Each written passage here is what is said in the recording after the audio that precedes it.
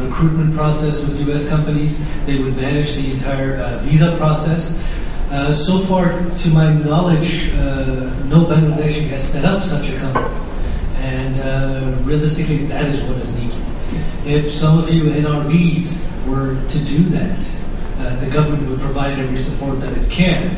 But at the end of the day, the government itself cannot really do the recruiting and placement of contractors with private corporations. That's simply not possible. But the government will help in any way if NRBs were to set up such manpower companies. Now, they exist for low-skilled manpower in the Middle East and other countries. They recruit them, send them to the Middle East to work as laborers. But it has not been done for the IT sector. That is something that is needed. Thank you. Let us move to the next question. I want to compliment on this issue because this is a long debate actually whether it all depends upon business plan. Most of the cases we find that non-resident Bangladeshis who are willing to develop something in Bangladesh, they develop a new team with freshers or collecting from different companies, and sometimes they burn finger, and this is always a complaint that it is not working. But the formula, the business plan you have mentioned, this is a proven business plan. It's done for by Indian companies. But what Sanjeev was concerned told that till today we have not received this type of any business plan who wants to bring resources from there with H-1B visa and do these things. I think there were 2-3 moves earlier in 2001, 2 and so on. But recently, BASIS has started members services. That means for the BASIS members, BASIS member companies. But we also are thinking that from your side, from NRBs, if you require any sort of support cooperation for this type of resource engagement in US or anywhere, we are ready to do that. We have we are starting up a cell for that. That means NRBs facing any problem or having any business plan, we are going to support them.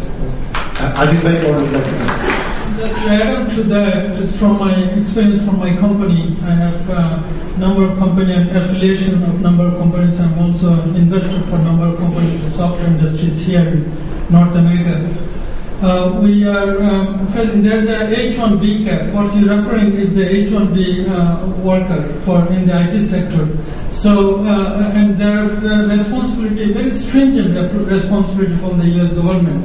Is you must maintain the wages, minimum wages. If it's $55,000 yearly with all benefits and everything, you must maintain that. There is no way out in terms of otherwise. So that's very important thing. There's a lot of companies, small boutique firms that try to go around, but it's not in reality. That's really very complicated. And also the other thing, just to tap into what Mr. Mahbub Jaman Bhai said, is really, that's the missing link.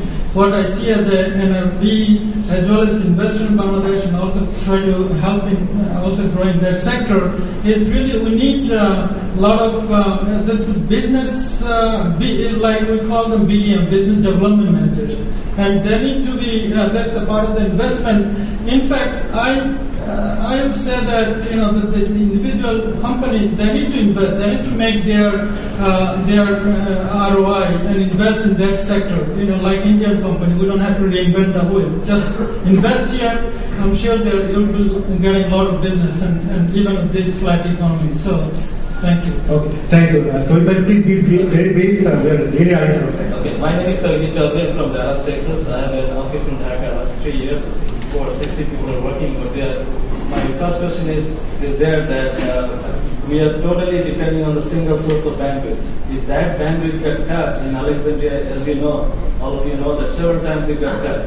And we are sitting there in Dhaka doing nothing basically because our servers and everything is in here. So unless we have a second server, what we call bandwidth, there's all these big Fortune 500 company, I don't think so that there's a reason to go over there actually. because you are connected to the US. Okay. So I think this question has already been answered. yeah, We all share the same concern. one thing is that he is totally depending on the third party right now, unless the government is responsible for that infrastructure.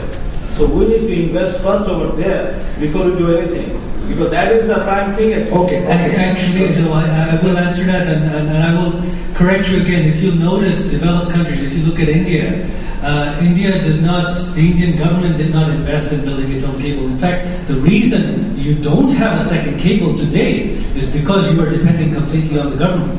You see, in the past, 10 years ago, 11 years ago, before the Awami League government came to power in Bangladesh, we only had one mobile provider.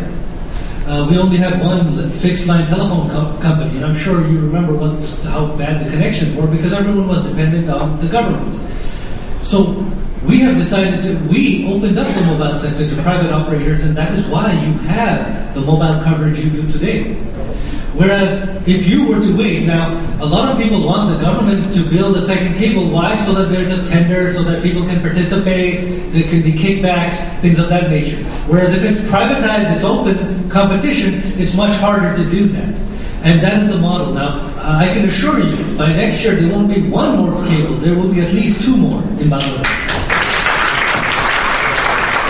Okay, one question, one person. Okay, I have one small question to the government that about the EEF fund. Can you give me a kind of specific, not a specific number, but again, any kind of assumption that how much fund you released as of today? I heard from Dhaka, like I went to like an FST event in Dhaka as of last February, nobody got that. Okay, we got the question. Please.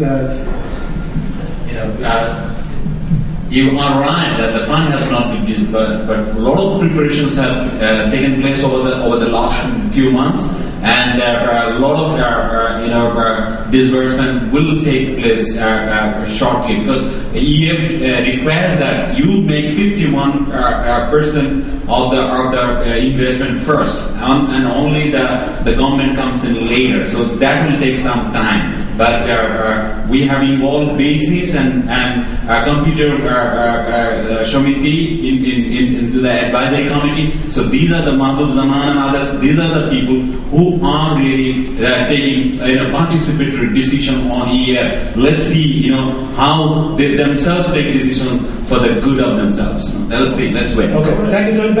We are really Long time. It's been long time. Okay. I think you made your point. Please, Actually, this is not a long time.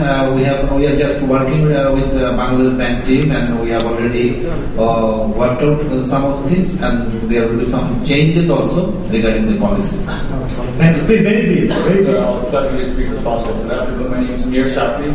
The name of my company is ActiveCredit LLC, and we provide technology to manage portfolio risk analysis at microfinance institutions. Couple of questions. First thing, real short, is Bangladesh is a developing country, so I imagine that a lot of the projects that could happen in IT should be in development, large infrastructure development projects. So there are a lot of technologists here with a lot of experience, but not necessarily the funding to go out and actually carry out these. So if somebody can come up with a very good project, of course, any project should be awarded based on the merit of the proposal.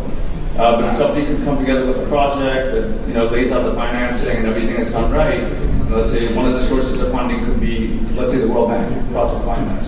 What sort of policy does the government have to provide loan guarantees so that at least the company can get project finance for that particular project, or what low interest financing options does the government have? This was partly touched on in the last. Okay, I think we got the question. Yeah.